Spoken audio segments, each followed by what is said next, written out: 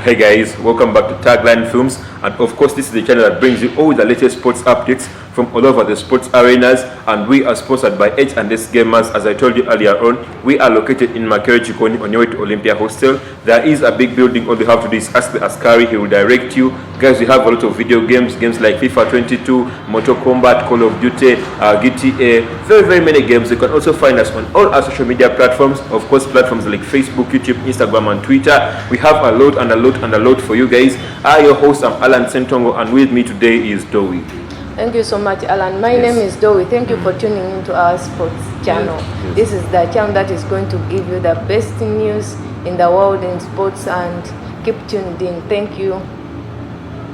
Dowie, as of today, we all remember that Pogba left Manchester United on a free transfer after refusing to sign a contract.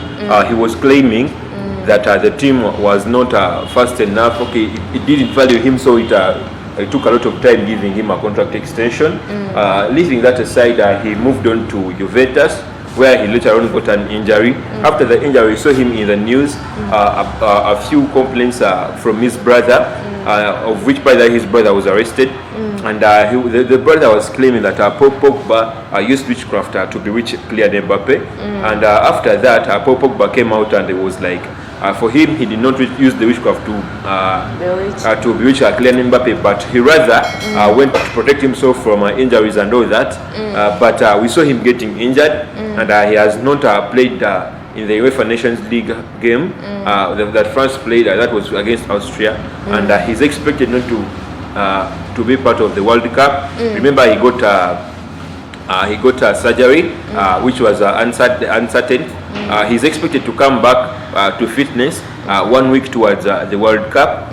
And Dowie, when you look at the whole of this Pogba scenario and all this Pogba story, and you look at the way France played against Austria, what do you really say? And does the France midfield still have that creativity it had when Paul Pogba was still around? Thank you, Allan. Yes. To me, France, the France with Pogba is totally different from the France we saw playing against Australia. Yes. If you see their midfield, their creativity is lacking. So I'm thinking that France really need Pogba. They can't compete with the likes of the midfielders we saw yesterday. Maybe if they can put the likes of this guy that plays in the Marseille, the midfielder, that youngster. I'm thinking the creativity is low, and they really need Pogba. The Pogba of France, if you see him playing in the France team, in the French team, you need him to play in your team. That is the Pogba. I didn't see that at Manchester United. I was so surprised, because the Pogba is good at long balls, the passing long balls. So I'm thinking France will miss Pogba a lot, and they can't replace him. Right now, they really need the Pogba. There's no one that can fill in that gap for Pogba right now. There's no player in France that can fill in that gap. Because if you can see when Pogba is playing, the likes of Griezmann, the Griezmann is playing well when Pogba is playing, and Mbappe is also playing well. So if you saw that they were lacking him because the creativity was low, though Kylian Mbappe is always sharp. That is the player that can fight to get you a goal. Even though there is no one that can serve him the ball, he can fetch the ball from the defense and come and give you the results you want. But again, they miss Pogba, because if at all Pogba was in that game, they would score a lot of goals.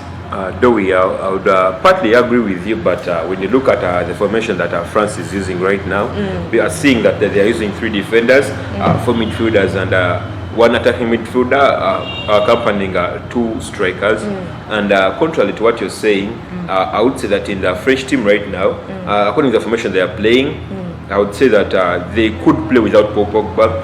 For example, when you look at the midfield, they played Aurelien Tchouameni, they played Fofana, and they also played a youngster.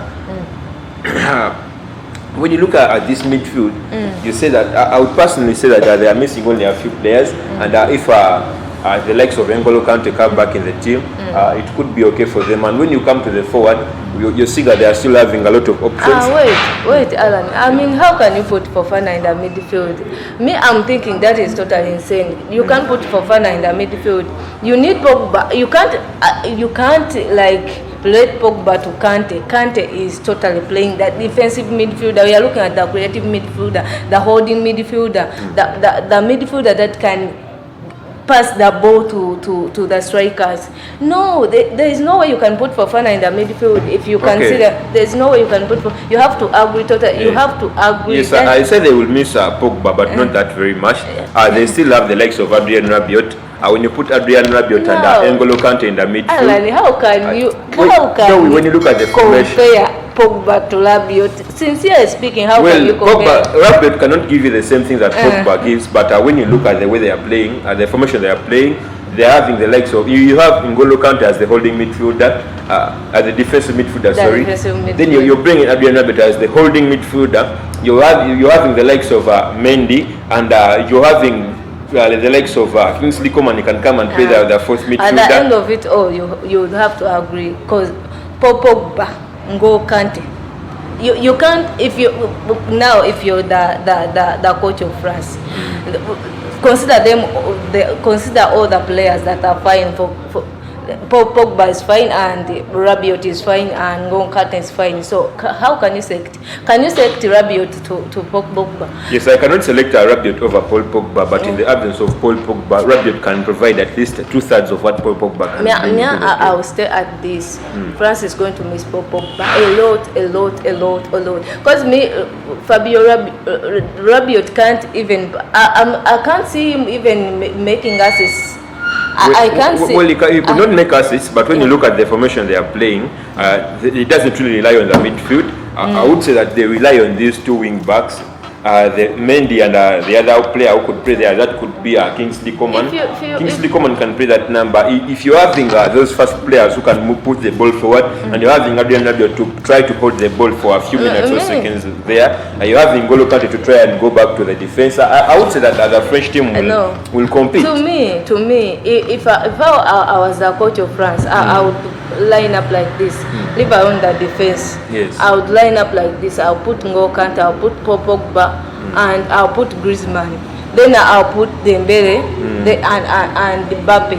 Then I'll put I'll put this striker like Benzema as my striker, and I would line up as in a 4-3-3. Yeah. A 4-3-3 in France, I would say it's not very fine, because France is filled with players that have pace, and we all see that players with pace don't play very well in a 4-3-3 formation. I would say that he's very fine with the formation, the 3-4-3, because when you're seeing, it takes us back to PSG. In PSG, we are seeing that they don't have a good midfield. They don't have a midfield that you can compare with Paul Pogba, but with the quality that they have up front, the likes of Messi, Mbappe and Neymar, you would say that again, France is not having Messi or Neymar, but they're having the likes of Karim Mustafa, Benzema, Kingsley Coman, they're having Ousmane Dembele. I think these are all good players who can try to bring up something, and when you're seeing these are all players with pace, and if you're having a player like N'Golo Kante who can go back and defend if the others go forward, and you're having a player like Adrien Rabiot who can try to hold the ball as the others make the runs, I would say the French team will put up some opposition. But all in all, France will miss Pogba. France will miss Pogba.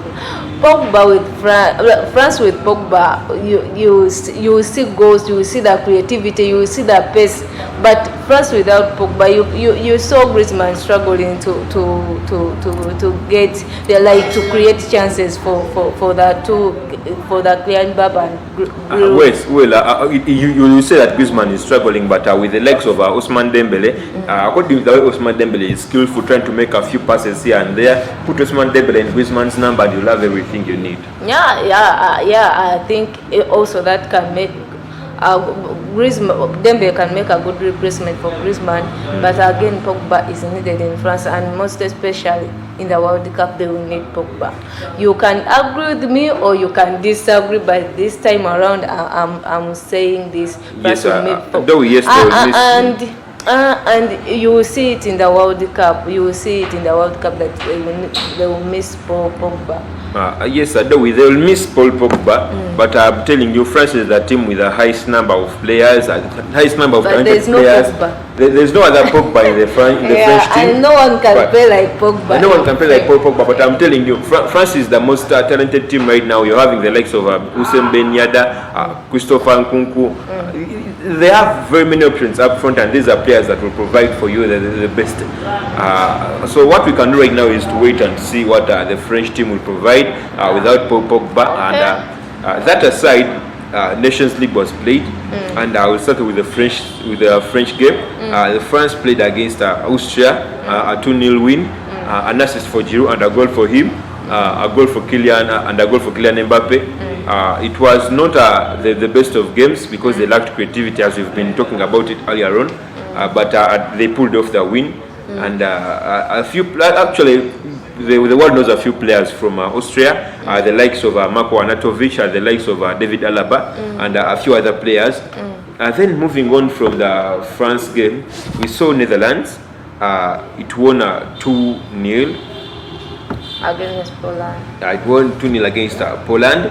I would say that when you look at this game, I would tell you that Robert Lewandowski is one of the unluckiest players in the whole world right now, because when you have the ability to win the Champions League, you have the ability to win the Italians, the German Bundesliga, you have the ability to win the La Liga, the Copa del Rey, you have the ability to win everything on a club level, but you don't have the chance to win anything for your country. It is really menacing. It starts breaking. It's not that you're not performing well. You're performing well, but your team is letting you down. Yes. So I'm thinking, I'm agreeing also. Lewandowski is just unlucky. He's really unlucky. To be born in Poland, yes. I guess. Yeah. Because when you see the likes of Lionel Messi, it really took him a lot of time to get something for his club, for his country, and when he got it in doubles. Remember, he got the Copa America. Later on got the finalism that he won against Italy.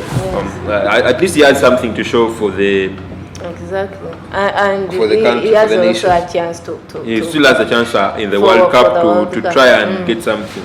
Exactly. Then Dowie, apart from that, we saw Croatia against Denmark. My best game. It was very good. We saw Croatia attacking, we saw Denmark attacking, and what a goal from Christian Eriksen. It was very nice. Actually, that is the match that had the best two creative midfielder in the world. I'm considering Eriksen and Luka Modric. I'm considering them as the best two creative midfielder in the world right now. They are old, they are aging, but they still have the whatever it takes to be the best. Yes. So it was really a good display. It was really a good performance from the two. Yeah, we saw that Modric played well, created a lot of chances for his team, and again the same applies to Eriksen. He even scored one of the best goals, I think, in the tournament. One of the best goals. It was a very nice distraction. It was really a great display. Then moving on, Belgium played against Wales. It ended a 2-1 win. Wales, when you look at the Wales team, Gareth Bale started on the bench, very unexpected. And when you look at the Belgian team, we saw them bringing a very nice team. Toby Alderweireld, Vertonghen, De Bast, Thibaut Courtois, Meunier, Yuri Tielemans, Witsel, Yannick Carrasco, Kevin De Bruyne, and Eden Michael Hazard. Then Miki Batshuayi unexpectedly started up front. When you look at their bench, we saw that the likes of Romelu Lukaku was not even on the bench, but Miki Batshuayi provided an assist and a goal for him. I really liked the way Miki Batshuayi and Kevin De Bruyne were cooperating, because we saw Kevin De Bruyne assisted Miki Batshuayi, and Miki Batshuayi assisted Kevin De Bruyne. Very fantastic connection. And when you look at the way this Belgian team is lining up, remember Belgium is right now ranked number 2 in the best teams in the world right now. And when you have all this creativity and all these players, because when you look at their midfield, they're having Kevin De Bruyne, the best midfielder in Premier League right now. Yuri Tillemans, one of the good midfielders in the Premier League right now. Again, they have the likes of Axel Witsel, one of the best defensive midfielders. You really look at a team that has all the ability and the capability in the tournament. It is balanced, but again, the performance is lacking for Belgium. Yes. I thought they will score a lot of goals, but I was a bit surprised to see 2-1. And again, this has been Belgium, because they do not score. They always give surprise. Their matches always end in 1-1, 2-1, 2-0. Yeah, they do not score a lot of goals. They actually have a very nice team, but I don't know what's happening. They have a very nice team, but they do not bring in I don't know, but something is lacking somewhere, because if you can see the players and compare with the team they are playing, yes, you would expect a lot of goals from them. Because when you look at the opposite side, the Welsh team, you're seeing Ampadu, Daniel James, Johnson, Moore, Norrington, the likes of Williams, Mayfam, Rodon, and Roberts, plus Hennessy. These are all players that we don't have a lot of history. Exactly. But when you look at the Belgian team, there's no player who you don't know the club he plays for. There's no player who doesn't have a trophy. Even the players on the bench of moving on to the bench, you have the likes of Castagne, Dendoka, Tracy Martins, Andre Onana. You have the likes of Salamancas, the likes of Trossard. These are all good players. They are all good players. So I'm thinking, I don't know what's wrong with Belgium, but I was expecting a lot of goals, and this has been the Belgium. For them, they do not score a lot of goals. I don't know what's wrong. They're always there to make disappointments. Yeah, exactly. They have a good team. I think one of the best team in the world. Yes. Because it is balanced. Very balanced. You can look at their defense, their midfield, and the striking line. They are all balanced. So I don't know what is really wrong, but the creativity maybe is lacking, and you can't lack creativity when you're having Kevin De Bruyne. So I don't know what's by the way, I don't know what's happening. And then moving on to League C, we saw Kazakhstan, it won against Belarus, 2-1 win for them. And then Lithuania, a draw with Faroe Islands, 1-1. Slovakia against Azerbaijan. Actually, Azerbaijan is becoming a very stubborn team. Yeah, exactly. It never used to be like this. Azerbaijan how can you win against Slovakia? Slovakia is a very nice team. Slovakia is a very nice team. Actually, Azerbaijan, when you look at the last... But I searched on it, and Azerbaijan is having a good lead. A better league as compared to Slovakia. So and by the way, when you look at these small teams, they usually get the players from their local leagues. Exactly. And when you have a coach that is clearly looking at the players, knowing which player is playing, because the main thing that troubles these coaches on the international level is that they are getting players from who are not playing in their local leagues, and these are players from different leagues. You actually don't get enough time to look at them. It's always hard to find when you're having players from different teams, but it actually goes back to countries like Spain. That is why Spain was very successful in the likes of when the likes of Xavi, Iniesta, the likes of Sergio Ramos were all in the team, because these were mainly players from the Spanish La Liga, and these are players they used to look up to, and that's why they were very successful. But it's not the case with England. I don't know what's wrong with England, because most of the teams are playing in the local league, the English Premier League. Yes, exactly. But when you bring them up together, they are really having that. They are really lacking that connectivity. It is very funny. I'm thinking that the case with England, the coach is the problem. He failed to find out that his first 11. By the way, every match they play, they have different players. Leave alone the issue of the first 11. He's really sticking up to the old players. These are players who cannot provide very much. I'm telling you, Tammy Abraham. Tammy Abraham is a very good player. Yes, Harry Kane is the captain. He has provided a lot. But you have to look at this young generation.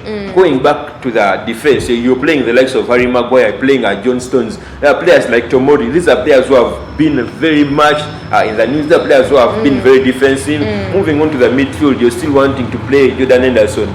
there are very many good midfielders. The likes of Jude Bellingham. Yes, they are bringing him. They are playing him 1 or 2 games. But even moving up front, you still want to play Raheem Sterling. Raheem Sterling is a good player. Yes, he scored the most number of goals for them. But the likes of Jordan Sancho, they are good doing. They are very good players, and it is very funny how he was not called during this this international break. He was left out of the English squad. Very fun, and you leave Jadon Sancho and you go for Raheem Sterling. It is very awkward. It's very unserious. The problem is really with the coach. The coach is the problem. He's not okay. He still has a lot to learn. He's upstairs lacking something. Actually, they really had a chance in the last tournament where they managed to reach the final. I would say it was really a chance because the only other team they played during their journey was Germany. Exactly. The other teams were a walkover. I just say that they were lucky, and we will see this in the World Cup if he still fails to play these young players. The likes of Bukayo Saka. Bukayo Saka is a very good player.